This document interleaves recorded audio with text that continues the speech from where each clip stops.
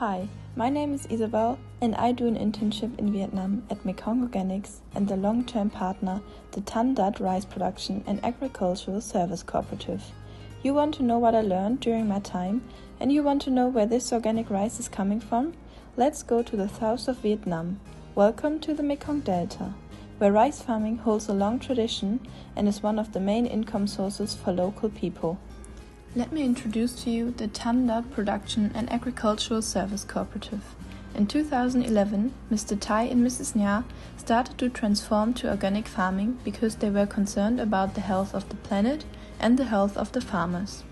Now, 13 years later, they lead a successful cooperative with 85 members and 100 hectares of organic rice. From these 100 hectares, 30 hectares are internationally certified. Let's go to the field. First step is the soil preparation.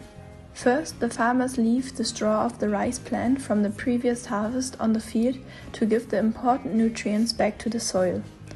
Then, they flood the field with water. And after a couple of days, they start working the field with different machines. First, with a kind of plow to loosen up the soil, and secondly, they level the field to make it even. In order to start the next step, the rice seeding, the water must be removed from the field. This is done manually by creating small trenches with a gradient so that the water can flow away into the next river. Then they will plant the rice in rows with the help of this machine. Now we move to the transplanting.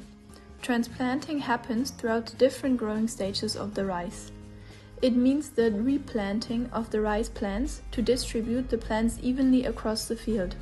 The ladies carefully uproot the plants with minimal damage to the roots and transplant them from areas on the field with a high density of rice plants to areas with a low density of plants.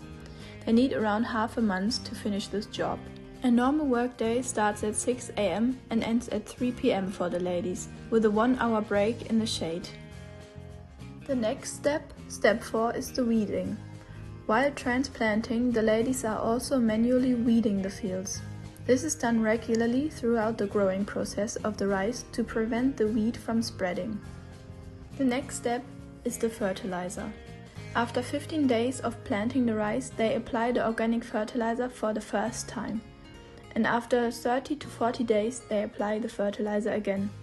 They buy the organic fertilizer from an external company. They use a special machine. Fully loaded, it weighs up to 36 kilograms and is very heavy, but it makes the process faster and the fertilizer gets distributed evenly. Now we move to step 6, the pest management. The farmers spray limestone on the fields. This has many advantages. First, this regulates the pH levels of the soil. Secondly, to provide essential nutrients like calcium and magnesium to the plants. Thirdly, it leads to a decreased heavy metal uptake by the rice plants. And lastly, it is used for weed and pest control.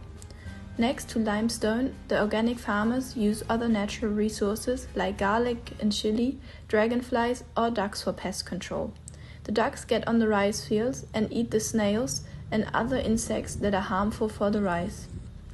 To increase biodiversity and create ecological balance, the farmers plant flowers around the rice fields.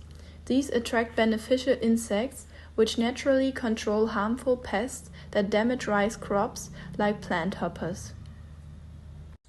Now we need to wait until the rice is ready to harvest.